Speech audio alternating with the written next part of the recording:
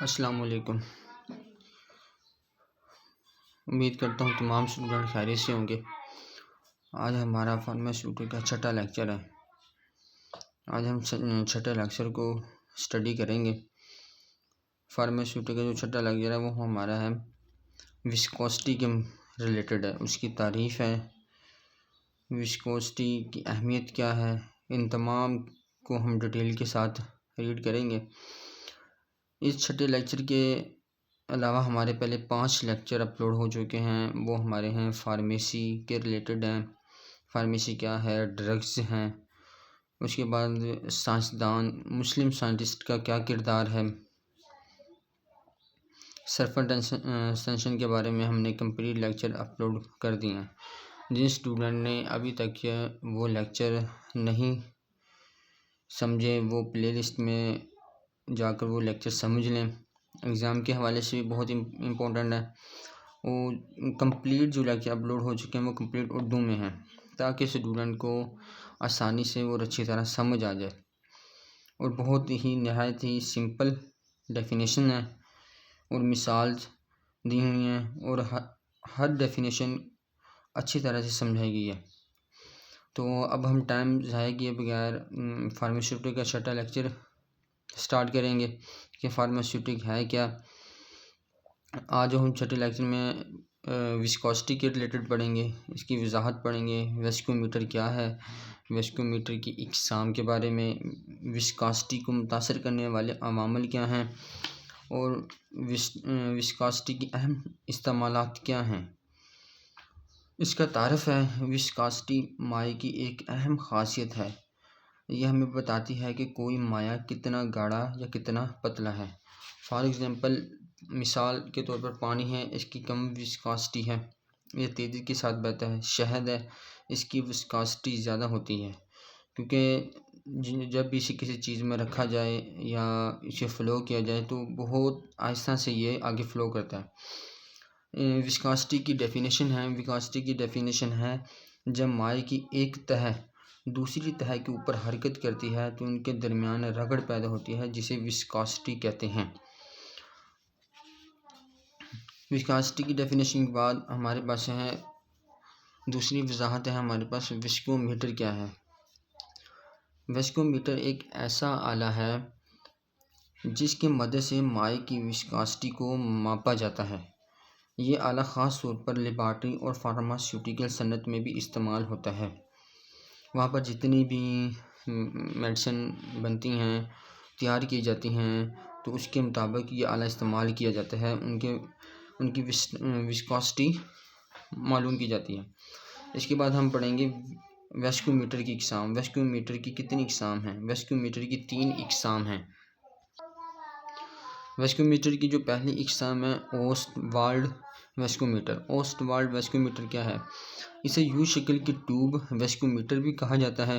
اس میں مائع کو ٹیوب کے اندر بہایا جاتا ہے اور اس کے بہنے کا وقت نوٹ کیا جاتا ہے۔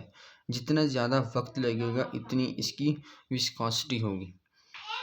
اور جو اس کی دوسری قسم ہے وہ ہے روٹیشنل ویسکومیٹر۔ روٹیشنل ویسکومیٹر کیا ہوتا ہے؟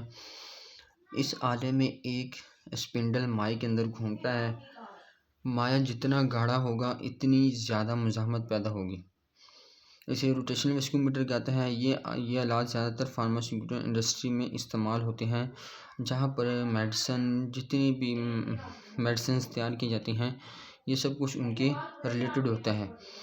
اس کے بعد آتا ہے فالنگ بال ویسکومیٹر۔ فالنگ بال ویسکومیٹر کیا ہے؟ اس طریقے میں ایک چھوٹی سی گیند کو مائع کے اندر چھوڑا جاتا ہے، گیند کے نیچے گرنے کی رفتار سے وسکوسٹی معلوم کی جاتی ہے۔ اگر گیند آہستہ گرے تو وسکوسٹی زیادہ ہوگی۔ فالنگ بال ویسکومیٹر وسکوسٹی میں گیند جتنی رفتار سے گرتی ہے اتنی اس کے مطابق اس کی وسکوسٹی معلوم کی جاتی ہے۔ اگر گیند آہستہ گرے تو وسکوسٹی بھی زیادہ ہوگی۔ اس کے بعد ہمارے پاس ہے کہ وسکوسٹی کو متاثر کرنے والے عوامل۔ وسکوسٹی کو متاثر کرنے والے عوامل جو اثر انداز ہوتے ہیں ان میں سب سے پہلے ہے وہ ہے درجہ حرارت۔ درجہ حرارت کیا ہوتا ہے؟ درجہ حرارت بڑھنے سے مائع کی وسکوسٹی کم ہو جاتی ہے۔ مثال کے طور پر وسکاسٹی کو متاثر کرنے والے عوامل. وسکاسٹی پر کئی عوامل اثر انداز ہوتے ہیں. درجہ حرارت بڑھنے سے مائع کی وسکاسٹی کم ہو جاتی ہے. مثال کے طور پر گرم شہد اگر ٹھنڈا ہو تو اس کی وسکاسٹی زیادہ ہوگی. اگر اس کو گرم کیا جائے تو وہ پانی کی طرح اس کا بہاؤ ہو جاتا ہے، تو اس کی آسانی سے بہتا ہے. اس کے بعد ہے مالیکول کا سائز. مالیکول کا سائز کیا ہوگا؟ اگر مالیکول کا سائز بڑا ہو تو وسکاسٹی زیادہ ہوتی ہے، کیونکہ بڑے مالیکول ایک دوسرے کی حرکت میں زیادہ رکاوٹ بنتے ہیں. اس کے بعد آ جاتا ہے اڈہیسو فورس. اڈہیسو فورس کیا ہے؟ دو مختلف مادوں کے درمیان کشش کو اڈہیسو فورس کہتے ہیں. اس کے بعد ہمارے پاس آ جاتا ہے کوہیسو فورس. کوہیسو فورس ایک ہی مادے کے مالیکول کے درمیان کشش کو کہتے ہیں. زیادہ کوہیسو فورس ہوگی تو وسکاسٹی کم ہوگی. اگر کوہیسو فورس کم ہوگی تو وسکاسٹی بھی کم ہوگی. اس کے بعد ہمارے پاس آ جاتا ہے مالیکول کی شکل. مالیکول کی شکل کیا ہے؟ لمبے اور پیچیدہ مالیکول مائع کو زیادہ گاڑھا بنا دیتے ہیں، اس وجہ سے وسکاسٹی بڑھا دی جاتی ہے. اس کے بعد ہمارے پاس ہے وسکاسٹی کے استعمالات. وسکاسٹی کے کیا استعمالات ہیں؟ وسکاسٹی کی صنعتوں میں استعمال کیوں ضروری ہیں اور کس لیے استعمال کی جاتی ہیں؟ وسکاسٹی کے استعمالات فارماسیوٹیکل انڈسٹری میں ہوتے ہیں، جہاں پر بہت سے تجربات کیے جاتے ہیں. وہاں پر ایکسپیرئنس ہوتے ہیں، ہر چیز ڈیولپ کی جاتی ہے، کریٹ کی جاتی ہے. تو وسکاسٹی معلوم کی جو صنعتوں میں استعمال ہوتے ہیں وہ فارماسیوٹیکل انڈسٹری ہیں. فوڈ انڈسٹری میں بھی وسکاسٹی معلوم کی جاتی ہے. اس کے بعد ہے پینٹ انڈسٹری میں بھی وسکاسٹی استعمال، پیٹرولیم انڈسٹری میں بھی، ریسرچ لیبارٹری میں بھی وسکاسٹی کی اہمیت ہے اور اس کے استعمالات بھی ہیں. اس کے بعد ہمارے پاس آ جاتا ہے وسکاسٹی کی فارمیسی میں اہمیت. یعنی وسکاسٹی کی اہمیت کیا ہے فارمیسی کے ریلیٹڈ؟ فارمیسی میں وسکاسٹی بہت کم ہے. سیرپ کی گاڑھا پن معلوم کیا جاتا ہے.